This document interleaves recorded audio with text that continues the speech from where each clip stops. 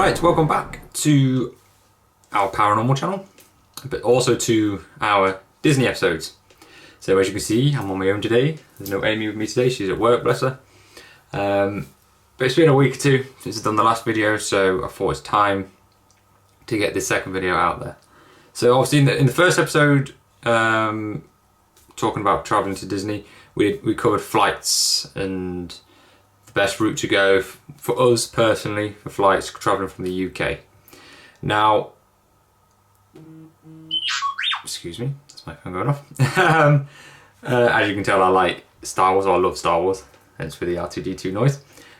So this episode we are going to cover when to go, so what time of year and all this, and hotel and either hotel or villa. So first off, when to go. Now, we travelled to Orlando every time we've been in the 6 week school summer holidays for the UK.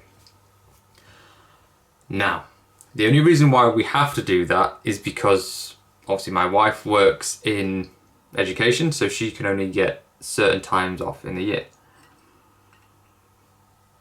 And we can't travel during school time. However, the problem with this, it's very expensive and very crowded. Not necessarily from people in the States, because generally they tend to be going back to work at those times, but people from the UK tend to all go to there at the same time. So if you can avoid traveling in summer holidays, I would. The UK summer holidays, should I say. Also the weather. So when we go in those summer holidays, it is the rainy season. It's the wet season for Florida, and it does rain every day. Every day. Like, if you get a day it doesn't rain, good luck to you. Well done, because it will rain. Now it's not too bad. I mean, it tends to rain always in the evening during this time. So this time is about towards the end of July, August. That's their really wet season. So yeah, it rains overnight, and it will heavy downpour for about an hour or so, and then it will just stop, dry up, lovely, carry on. But it will affect roller coasters. So the roller coasters will shut in case there's any lightning nearby. Also some shows will shut, so you've got to bear that in mind if you're going at this time of the year. If we could travel at a different time of year, we certainly would. Now, it's difficult to judge when the quietest time of the year to go would be, because there's always a holiday, like Christmas or Halloween or the school holidays, so it's very difficult. Unfortunately, Disney is busy, very busy, so it doesn't really matter when you go. However, if you can go in January, February time, that tends to be their quietest seasons, because Christmas is finished, kids are back at school, and there's not really a lot going on. It tends to be their little downtime, their quiet time. So if you can go between January and February, I would. One, it'd be cheaper. Two, the weather won't be so bad. It'd be quite a bit cooler. And also the crowd. So the crowd level should be at their lowest for the year. The only thing with this is these theme parks, the Disney and Universal, they do tend to do a lot of their maintenance on rides in this time of year, hence because it's quiet. So do not be surprised if you've got rides closed for certain lengths of time for refurbishment. And they tend to be doing a lot of their park admin stuff at this time of the year. But if we could go that time of year, we certainly would.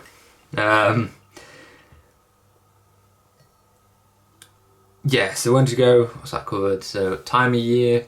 Also, I would plan on going in like a year or two. As in, if you're wanting to go to Disney, trying to get it done the same year that you're planning on going. So if, like, say this year's 2025 and we decided, oh, I want to go, in the middle of 2025, like, oh, I want to go next month. If you've got the money and time to do that, great. The longer you can plan it for, the better. For savings and things changing, that is, the longer you can leave it, the better. Now also, Disney is currently going through a massive refurbishment in a lot of their lands. So they're building the Villains Land. In Hollywood Studios, they are building the Monsters Inc. land. And they're doing the, I keep calling it the Islands of America. Oh, but anyway, in Animal Kingdom, they're building a new land there as well, where Dino Land was. Now, all of these lands are due to open in 2027. Now, obviously, it will depend on what time of year it is. The beginning of 2027, the end of 2027. But if it was me going back soon, I would plan on, as far off as it sounds, 2028. Because at that point, all of those lands will be open. And the initial, the initial hype of it all should have died off slightly for 2028. Obviously, it depends on when it opens. So yeah, if you're planning on going 2028 and onwards, and also the Epic Universe, it's open for Universal, should have quietened down a lot by that point. So in the years to come, 2028 is looking like the best year to go for experience, for everything being open, etc, etc. Now, so we've decided on when we're going. We're going to be going hopefully 2028, or whenever you want, and on what time of year you want to go. Obviously, if you can, on that point, just quickly while I remember, if you can go over Christmas and over Halloween, we haven't been personally, but I've heard it is amazing, especially Christmas. Christmas is very busy. Do not be deceived thinking it's going to be quiet. It is not. It's very busy. It is Disney because it looks beautiful. The way they decorate the lands, the main street, the shops, etc., etc., is stunning. Apparently, all the snow, the parades. So if you can go in Halloween or Christmas, great, do it, because it is amazing. We've seen plenty of videos online of them doing it. So yeah, we would go then if we could. Unfortunately, we can't. But it is amazing those times of year. Right, so that's covered. When to go, Next point, whether to go into a hotel or villa. Now, we've always done a villa. Now, there's many reasons for this. Number one, I would say, is because we like our own space. We like our own, when you finish in the park, busy park all day, and kids screaming and people shouting and all that noise, and it's nice to go back to your own space and just quiet and relax, sit in a pool with nobody else and just relax. That is our number one reason why we choose a villa. Number two is price. So it does tend to be a lot cheaper if you can stay in a villa than a hotel, a Disney hotel or Universal hotel, because there's loads and loads and loads of villas out there. They are all pretty excellent, to be fair. Obviously, you get the one or two that are dodgy, but if you go on Vrbo, we use Vrbo a lot. If you go on Vrbo, you can see them all. You can see reviews. You can see all the images. That is the best place to search for a villa. Now, if you stay in the Disney or Universal hotels, they are pricey, very, very pricey. If you're going for one of the upper end hotels, you'll be paying a lot of money, thousands of dollars, just for a 2-week stay. It is quite extortionate what they charge, but they do Disney dining plans, so you'll get money off on food and drinks, etc., etc. So that does help, I guess, and also you get all the transport to the parks at Disney Park. If you're staying in a Disney hotel, you get transport to all the Disney parks. Staying in Universal, you get transport to all the Universal parks for free. So it does save you on the driving. Me personally, I don't mind driving. I quite like driving over there. It is scary, don't get me wrong. Driving in Florida is mental. But if you can drive there, I probably would. It gives you a bit more freedom to do things, really. You know, don't get me wrong, when I've seen people like Animal Kingdom, the resort, the hotel is right there in Animal Kingdom pretty much. So when they finish in Animal Kingdom for the day, they literally walk 5 minutes and they're in the hotel. That's pretty cool. That is quite nice, I suppose, to do that. But like I say, we like it for our own space to go in a villa and the price.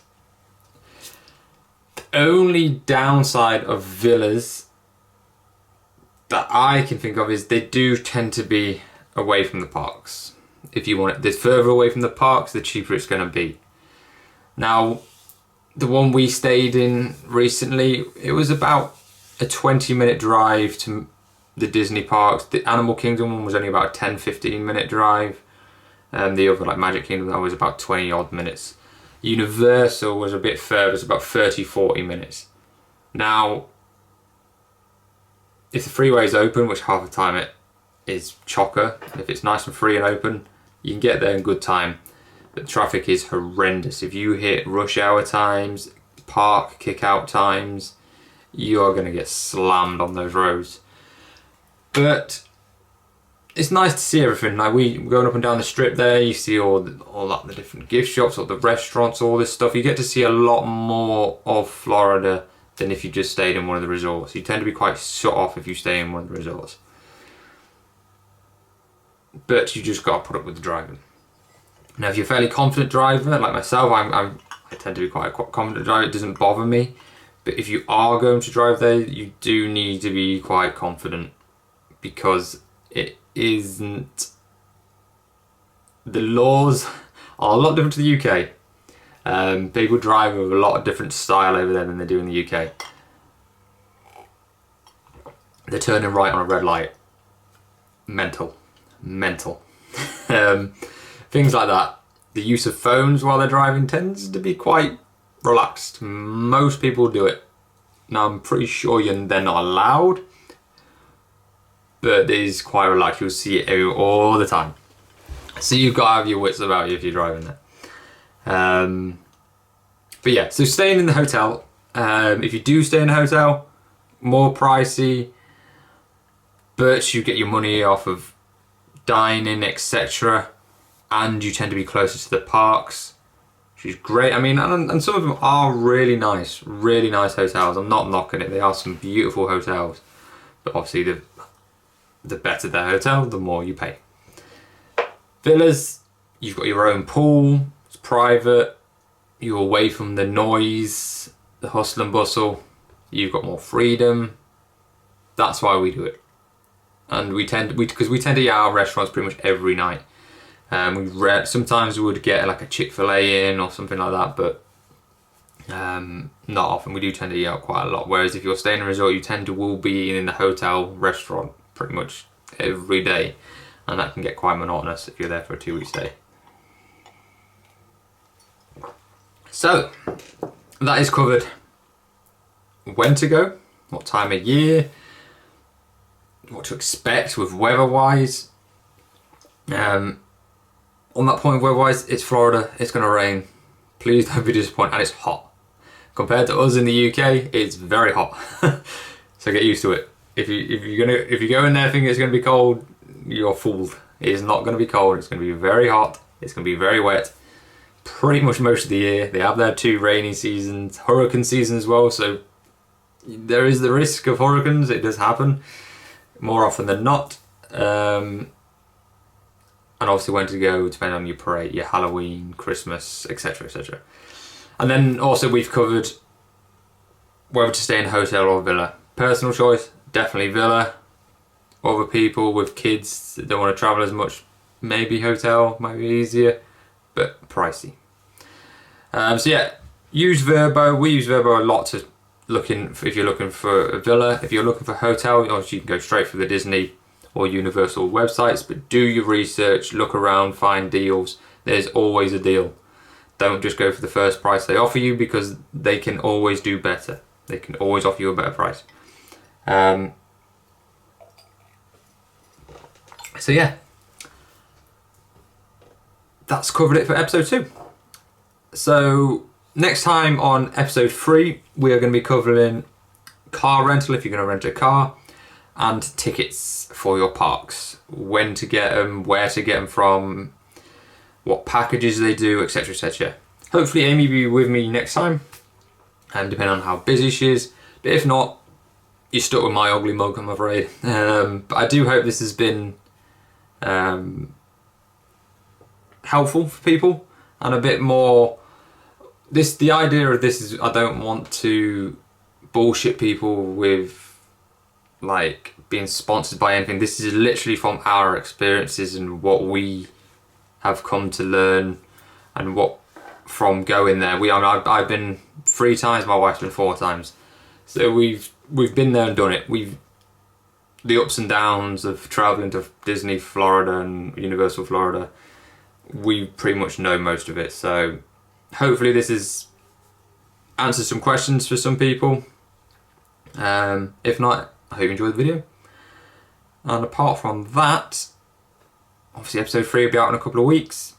Have a great day, have a great week, and we'll see you next time on Paranormal Mysteries, but Disney. See you later.